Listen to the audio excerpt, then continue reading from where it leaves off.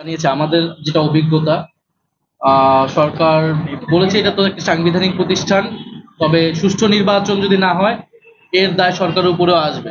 ফলে এই বিষয়টা তারা গুরুত্ব সহকারে দেখবে যাতে সুষ্ঠু নির্বাচনের জন্য, লেভেল প্লেইং ফিল্ডের জন্য, নিরপেক্ষ একটা পরিবেশ তৈরি করার জন্য যা যা করণীয় তারা সরকারের পক্ষ থেকে সেটা নিশ্চিত করবে।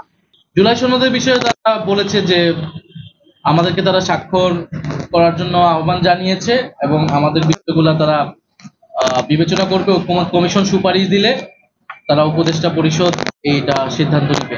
তত্ত্বাবধায়ক সরকারের বিষয়টা কিন্তু জুলাই সনদের আওতাধীন। সে বিষয়ে ঐকমত্য কমিশনে আলোচনা হয়েছে তত্ত্বাবধায়ক সরকার কিভাবে গঠিত হবে এবং কোন প্রক্রিয়ায় গঠিত হবে, সেখানে নোট অফ ডিসেন্টের বিষয়টা আছে। ফলে তত্ত্বাবধায়ক সরকার জুলাই সনদে আসবে গণভোটের পরে এই বিষয়ে আসলে চূড়ান্ত হওয়া সম্ভব। এর আগে তত্ত্বাবধায়ক সরকার যাওয়ার কোনো ধরনের আসলে সুযোগ নেই। ফলে এই কথা যদি বলে থাকে যারা, তাদের কোনো ধরনের দুরভিসন্ধি রয়েছে। আমরা ডক্টর মোহাম্মদ ইউনূস বা এই উপদেষ্টা পরিষদ আমরা মনে করি যে তারা সংস্কার বিচার প্রক্রিয়ার মাধ্যমে নির্বাচন করা তাদের দায়িত্ব, সেই কমিটমেন্ট নিয়েই তারা কিন্তু সরকার গঠন করেছে।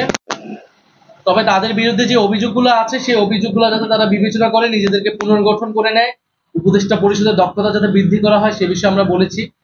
ছাত্র উপদেষ্টাদের বিষয়ে যেটা বারবার বলা হয়, তারা কোনো দলের প্রতিনিধি হিসেবে কিন্তু সরকারে নেই, গণ অভ্যুত্থানের প্রতিনিধি হিসেবে সরকারে রয়েছে। ফলে অন্য উপদেষ্টারা যেরকম ছাত্র উপদেষ্টারাও সেরকম। ছাত্র উপদেষ্টাকে যদি কোনো নির্দিষ্ট দলের প্রতিনিধি বা সংশ্লিষ্ট হিসেবে দেখা হয়, অন্য অনেক উপদেষ্টাদেরও বিভিন্ন দলের সাথে সংশ্লিষ্ট রয়েছে, রাজনৈতিক সাবেক ব্যাকগ্রাউন্ড রয়েছে। ফলে সেই বিষয়গুলোও সরকারকে বিবেচনা করতে হবে, কারণ সরকার যখন গঠিত হয়েছিল বিভিন্ন দলের রেফারেন্সে কিন্তু এই উপদেষ্টা পরিষদ গঠিত হয়েছে এবং তারা এই সরকারের ঠাঁই পেয়েছে।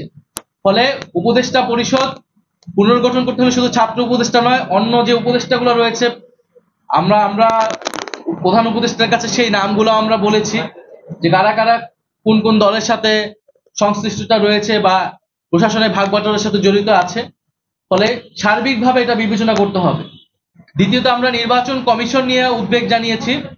নির্বাচন কমিশনের গঠন প্রক্রিয়া, নির্বাচন কমিশনের বর্তমান আচরণ আমাদের কাছে মনে হচ্ছে যে এটা নিরপেক্ষ হচ্ছে না, এটা স্বচ্ছ হচ্ছে না, এবং নির্বাচন কমিশন সাংবিধানিক প্রতিষ্ঠান হিসেবে যেভাবে কার্যক্রম করার কথা ছিল সেটা করছে না। কিছু কিছু দলের প্রতি পক্ষপাতিত্ব দেখা যাচ্ছে এবং কোনো দলের প্রতি বিমাতা সুলভ আচরণ তারা করছে। পুরো বিষয়টা নির্বাচন কমিশন নিয়ে আমরা বলেছি। বিগত সময়গুলোতে নির্বাচন কমিশন যেই পদক্ষেপগুলো নিয়েছে সেখানে কিভাবে তাদের পক্ষপাতিত্ব ফুটে উঠেছে সেই বিষয়ে আমরা বলেছি। একটি সুষ্ঠু নির্বাচনের জন্য একটি নিরপেক্ষ নির্বাচন কমিশন প্রয়োজন।